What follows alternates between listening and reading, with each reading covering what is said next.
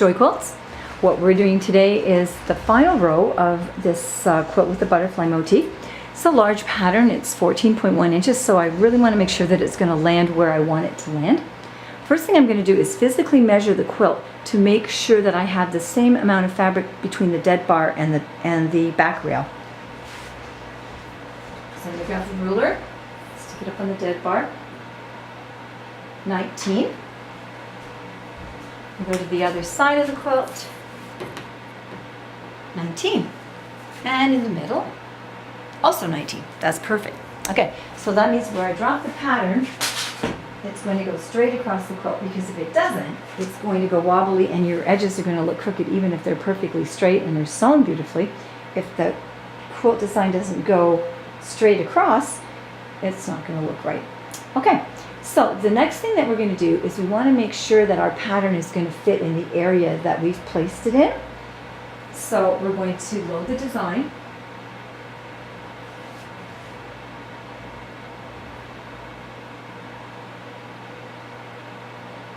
And we're going to cue it. Sometimes it just gets stubborn. Okay, now it's going to move to,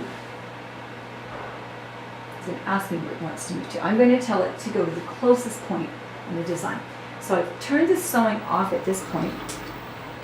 So I just want to get a bead on where it's going to end.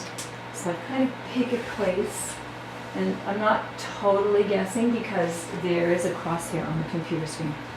This is going to be the closest point to where it goes, and it's now saying, do you want me to go now? So I say yes.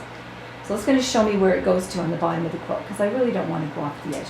That is perfect. It's just about a half an inch, half or 3/4 of an inch from the bottom, which is exactly where we want it to go.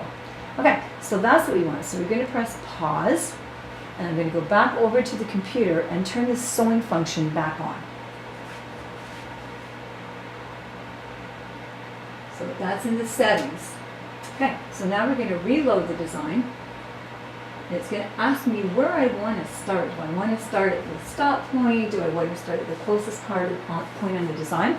What I actually want to do is start at the first stitch of the design. So we're going to go back over here and up to the top,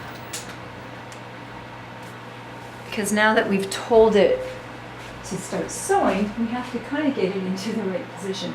Okay, so now we're picking closest point on the design, which basically is the first stitch. So it's going to load. This takes a couple of seconds because it's a bit of a large design.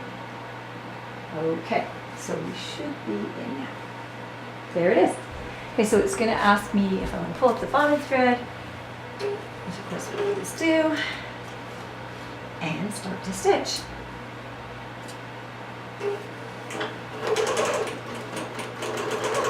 First thing you do before this is it does take a lot longer to take out than it takes to put in. So if you miscalculate, or sometimes you use a little bit more of the fabric and it shrinks up a bit more than you've calculated that it's going to, you really want to make sure at this last row that you're in the right place.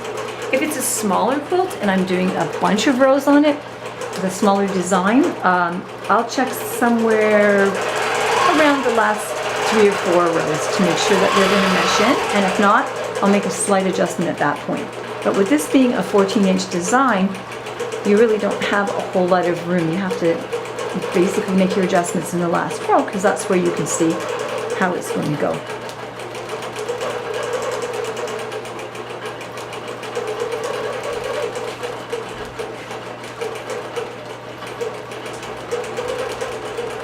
So this butterfly design is one of the ones that's built into the software.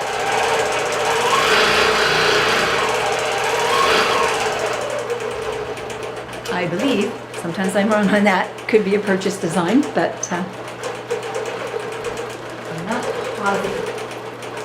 It's just called Butterfly 01 E to E, so that leads me to believe that it's in the software. These butterflies are really pretty. Butterflies and loops. This is a really nice mile-a-minute quilt. It's really nicely made, and the color coordination is really nicely done. Very pretty quilt. So again, we're the human clamp on the last row, just to make sure that everything sits where you want it and a gust of wind doesn't come in and blow your quilt top up. Got another whole issue. Reverse sewing tool is of course always an option, but it does tend to be really tedious and that works beautifully. So now basically I can relax until it gets up to the next one, because it'll take its time. I think I'm just going to slide this whole thing over so you can see a bit better. There you go. Excuse the jiggle. There. And now you can see butterflies 01 E to E.